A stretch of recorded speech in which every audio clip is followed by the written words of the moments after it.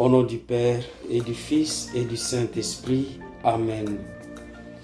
Bien chers frères et sœurs dans le Christ, Shalom. L'Évangile qui nous sert pour notre méditation ce matin nous invite à réfléchir profondément sur la réconciliation et la responsabilité fraternelle. Jésus nous appelle à une attitude de vérité et d'amour, surtout face aux situations de péché ou de division. Lorsque notre frère ou notre sœur pêche contre nous, notre première réaction naturelle peut être de nous éloigner ou de chercher à nous venger. Cependant, Jésus nous propose un chemin différent, celui de réconciliation par un dialogue sincère et discret.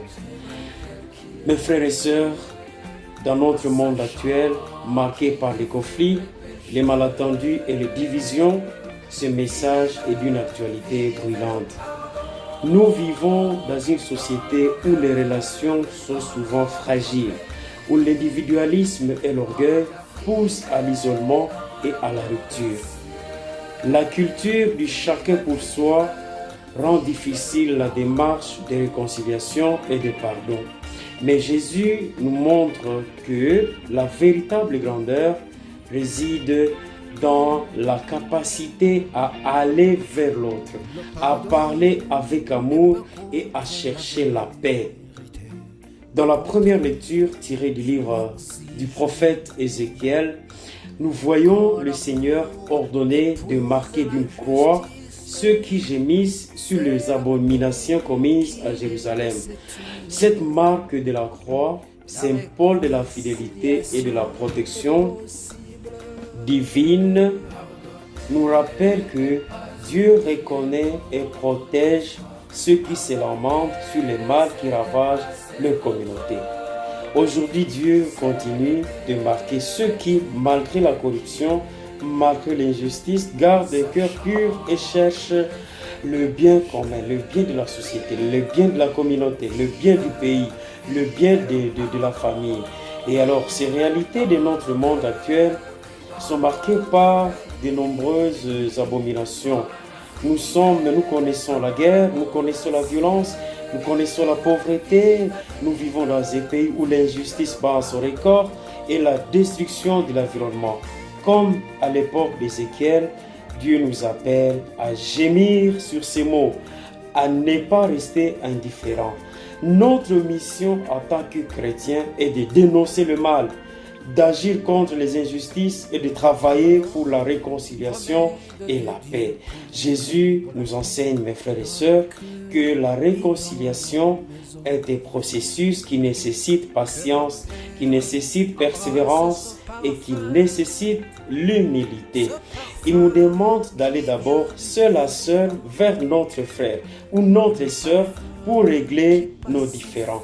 Si cela ne fonctionne pas, il faut impliquer d'autres membres de la communauté et enfin, si nécessaire, l'Église tout entière. Cela nous montre, mes frères et sœurs, que la réconciliation est une responsabilité communautaire et que nous ne devons pas nous décourager lorsque nos efforts semblent vains. Dans notre contexte actuel, où les tensions ethniques, où les tensions politiques, où les tensions sociales sont vives, ce message prend une signification particulière.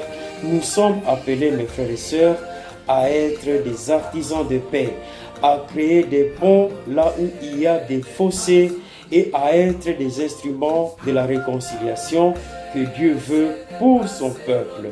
C'est une tâche difficile, mais Jésus nous rassure que là où 2 ou 3 personnes sont réunies en son nom, il est présent au milieu d'eux pour les guider. Mes frères et sœurs, ce jour, demandons au Seigneur de nous donner, mes frères et sœurs, la force et le courage de vivre conformément à sa volonté, de vivre cette réconciliation dans nos familles, dans nos communautés, dans notre pays.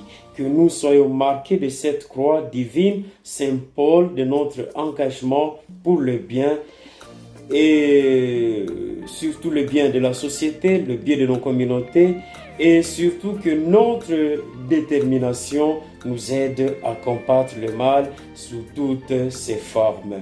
Amen. Cette méditation vous a été présentée et préparée par M. l'abbé Bindoulé Chaïkoumia Mercier, prêtre du diocèse de Butembo-Beni. Le Seigneur soit avec vous. Que Dieu Tout-Puissant vous bénisse, lui qui est Père, Fils et Saint-Esprit.